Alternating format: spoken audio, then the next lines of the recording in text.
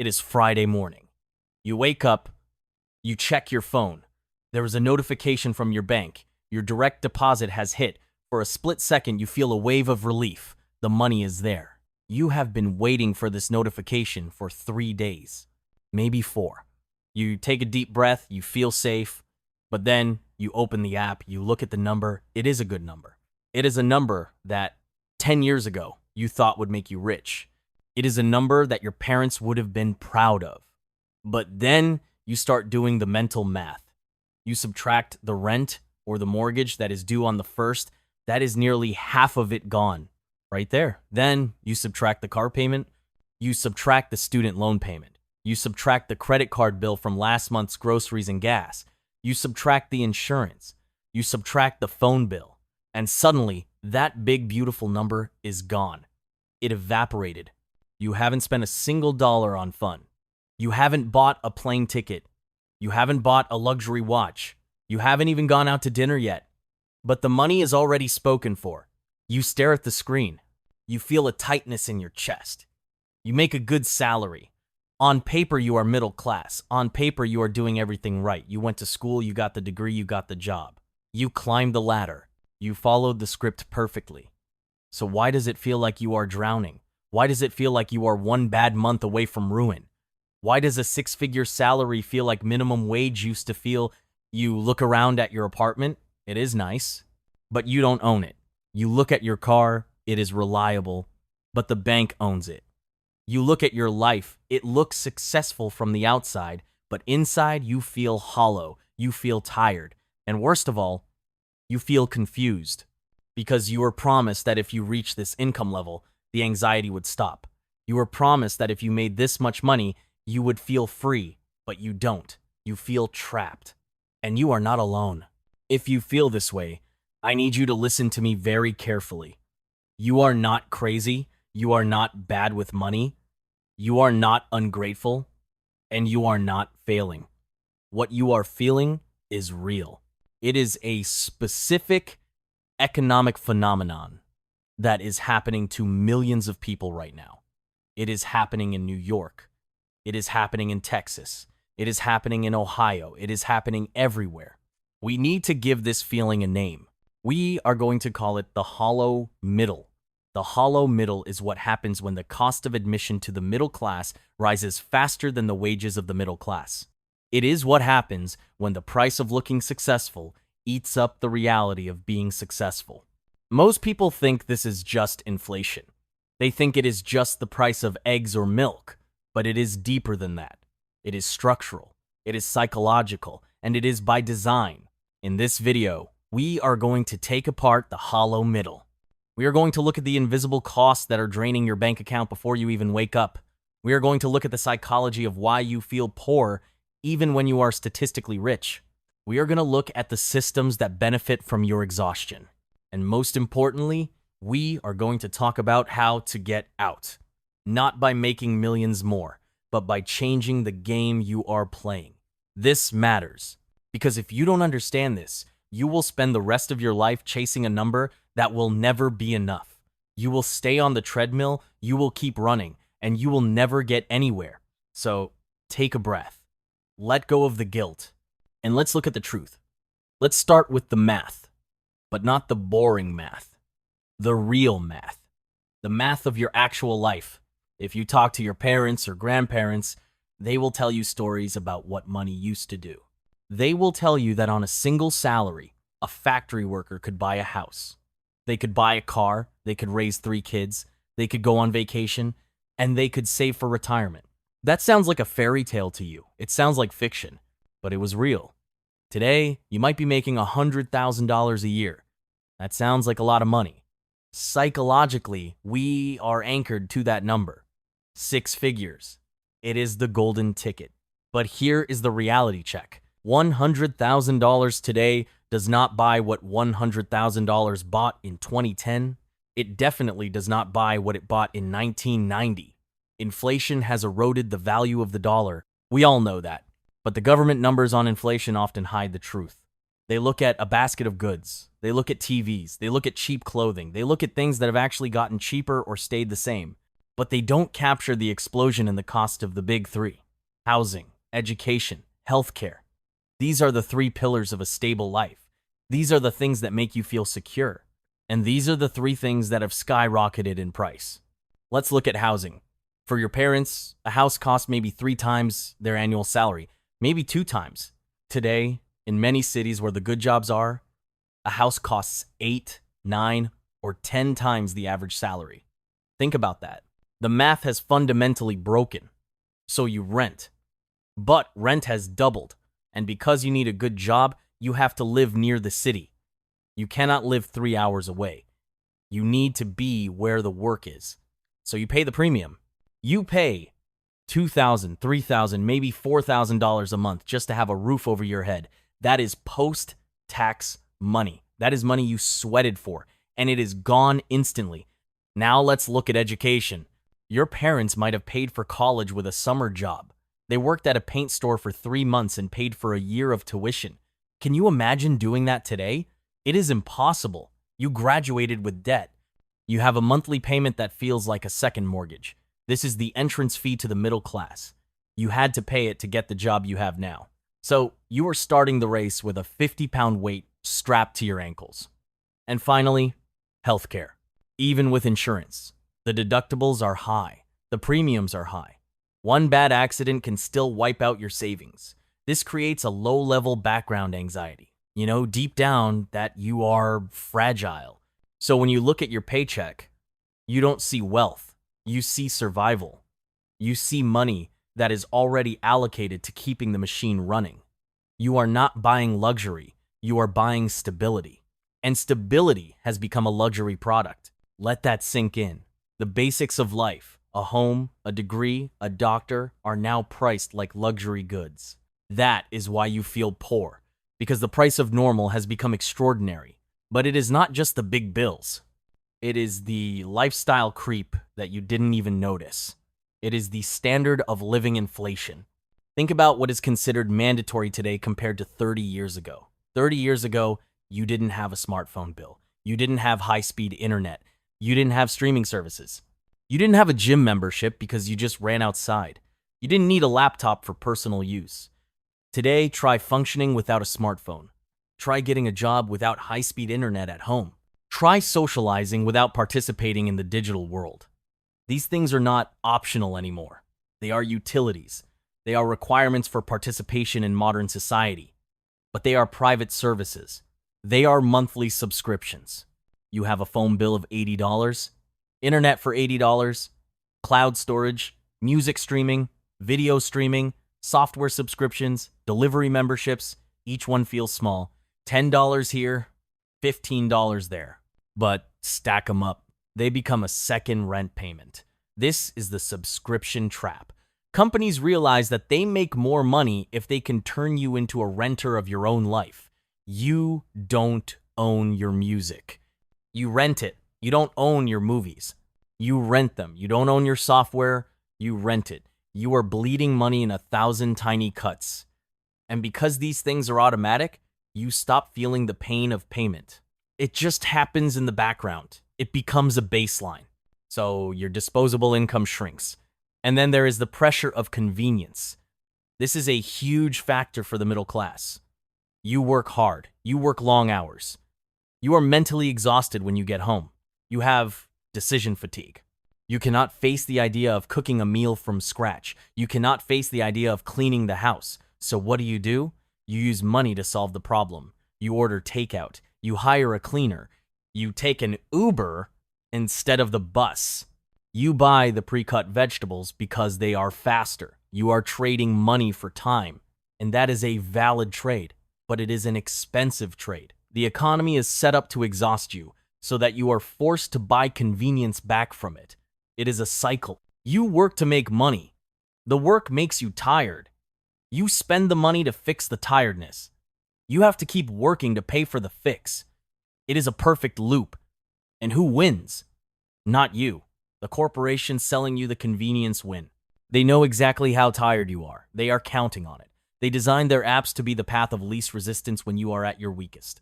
So you feel poor because your high salary is being funneled back into the system just to keep you functioning as a worker. You are paying for your own maintenance, like a machine that has to buy its own oil. That is not freedom. That is just high-paid servitude. Now let's talk about the psychology, because the math is only half the story. The other half is inside your head. It is how you perceive your standing in the world. Psychologists call this relative deprivation. We do not judge our wealth by looking at our bank accounts in isolation. We judge our wealth by comparing ourselves to the people around us. In the past, you compared yourself to your neighbors. You looked at the people on your street. Maybe one of them had a slightly nicer car, maybe one had a pool, but generally you were in the same boat. Your reference group was small. It was local. Today, your reference group is the entire world. When you open Instagram or TikTok or LinkedIn, you are not seeing your neighbors. You are seeing the highlight reels of the top 1%. Of the top 1%, you see the 25-year-old millionaire. You see the vacations in the Maldives. You see the perfect aesthetic apartments. You see the crypto winners. You see the tech CEOs. Your brain does not understand that this is curated. Your brain does not understand that this is an anomaly. Your brain sees it and says, this is normal.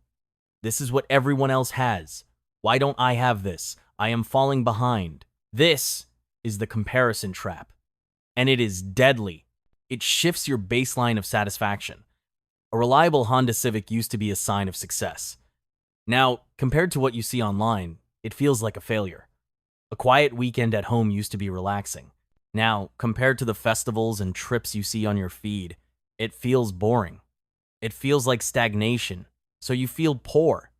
Not because you lack food, not because you lack shelter, but because you lack the status signals that the algorithm tells you are mandatory. You are competing in a game that is rigged against you. You are trying to keep up with a digital ghost, and the cost of trying to keep up is immense. You upgrade your car when you don't need to. You buy the clothes that fit the trend. You go to the expensive brunch because that is what successful people do. You spend money to project an image of success because you feel insecure about your actual success. It is a paradox. The more you spend to look rich, the poorer you actually become. The cost of looking successful is one of the biggest drains on the middle class. In many corporate jobs, there is an unwritten rule. You have to look the part. You need the right suit, the right bag, the right shoes, the right haircut. You need to fit into the culture. And that culture is expensive. It is a tax on your employment. If you don't pay it, you feel like you won't get promoted. You feel like you won't be taken seriously. So you pay it, and your savings account stays flat. Let's go deeper into the systemic issue, the silent partner in your finances. We talked about housing and education, but there is another layer. It is the volatility of modern life. Your parents likely had a job for life. They had a pension. They had stability. They could plan 20 years into the future because they knew the checks would keep coming. You do not have that luxury. You know that layoffs can happen at any moment. You know that industries change overnight. You know that AI is coming. You know that pensions are dead. This creates a need for a much larger safety net. In the past, having 3 months of expenses saved was considered responsible. Today, you feel like you need a year, maybe 2 years. Because if you lose your high-paying job, it might take you 6 months to find another one, and the new one might pay less. So you are hoarding cash out of fear. And when you are saving out of fear, you never feel like you have enough. No number feels safe. $10,000 in the bank? Not enough. One medical emergency wipes it out. $50,000 in the bank? Not enough. A year of unemployment wipes it out. The goalpost for safety keeps moving further away. This is why you feel poor, because the definition of safe has become incredibly expensive. You are responsible for your own retirement. You are responsible for your own healthcare gaps. You are responsible for your own retraining. If your skills become obsolete, the risks that used to be borne by companies or the government have been shifted onto you. You are the CEO, the CFO, and the risk manager of your own life. And that is a heavy burden to carry. It requires a level of financial padding that is very hard to achieve, even with a high salary. So even when you have money, you are afraid to spend it. You feel cash poor because you are future terrified. You are banking against a disaster that you feel is inevitable. This is the anxiety economy. It thrives on your insecurity. It sells you insurance. It sells you courses. It sells you financial products. It tells you that you are not doing enough, and you believe it. Because deep down, you know the safety net has holes in it. Let's recap. Why do you feel poor on a six-figure salary? 1. The basics, housing, education, health, have exploded in price faster than your wages. 2. The standard of living has expanded to include expensive recurring technology costs. 3. You are paying a convenience tax because the working world leaves you too exhausted to do things yourself. 4. Social media has destroyed your ability to feel satisfied by showing you a curated, fake version of success. 5. The risk of life has been shifted onto your shoulders, requiring a massive financial buffer that feels impossible to build. It is a perfect storm. It is a machine designed to take your money as fast as you make it. You are running on a treadmill that speeds up every time you get a raise. You get a 10% raise. Inflation eats 4%, rent eats 3%. Lifestyle creep eats the rest. And you are back exactly where you started, just more tired. This sounds depressing, I know. It sounds like there is no way out. But there is, but it requires a radical shift in mindset. It requires you to stop playing their game and start playing your own. The only way to win a rigged game is to refuse to play by the rules. You have to opt out of the hollow middle. How do you do that? First, you have to redefine wealth. Wealth is not the car you drive. Wealth is not the brand of clothes you wear. Wealth is not the status of your zip code. Wealth is margin. Wealth is the gap between what you make and what you spend. That gap is your freedom. If you make $100,000 and spend $98,000, you are broke. You are a slave to your paycheck. If you make $60,000 and spend $40,000, you are free. You have margin. You have options. You have air to breathe. The system wants you to maximize your income and maximize your spending. It wants you to be a high-flow conduit for money. You need to become a dam. You need to stop the flow. This means making uncomfortable choices. It might mean living in a smaller apartment than you can afford. It might mean driving a car that is 10 years old. It might mean deleting Instagram so you stop comparing your Tuesday to someone else's highlight reel. It might mean cooking your own meals, not because you have to, but because you are reclaiming your independence from the convenience economy. It means embracing strategic underachievement in consumerism. Be proud of having an older phone. Be proud of wearing the same clothes. Be proud of not knowing what the latest trend is. Every time you refuse to upgrade, you are buying your freedom. Every time you ignore a trend, you are giving yourself a raise.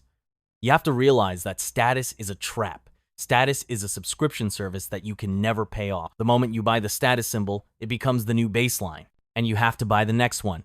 Cancel the subscription to status. Decide that you do not care what people think. This is a superpower. When you don't care about looking rich, you can actually become rich. You can stack cash. You can invest. You can build that safety net. And suddenly, the anxiety drops. Because you know you have a year of expenses in the bank. You know you can walk away from a toxic job. That feeling of safety, that is worth more than any luxury car. That is worth more than any designer bag. That is real wealth. The next time that notification hits your phone, the next time you see that paycheck, do not look at it with dread. Look at it as a tool. It is not a voucher for a lifestyle. It is a brick. You can use that brick to build a golden cage of debt and status. Or you can use that brick to build a foundation of freedom. The choice is yours. The system will try to trick you. It will try to make you feel inadequate. It will try to make you feel poor. But you know the truth now. You know that the feeling of poverty is manufactured. It is an illusion designed to keep you spending. Don't fall for it. Step off the treadmill, find your margin. Reclaim your peace. You have worked hard for that money. Don't let the world trick you into giving it all back. Keep it. Grow it. Use it to buy your life back. Because at the end of the day, your time is the only currency that really matters. And you are running out of it. So make it count. If this video helped you see your paycheck differently, If it helped you understand the pressure you are feeling, do me a favor, hit the like button. It helps other people find this message. And subscribe if you want to understand the system better than it understands you. I'll see you in the next one.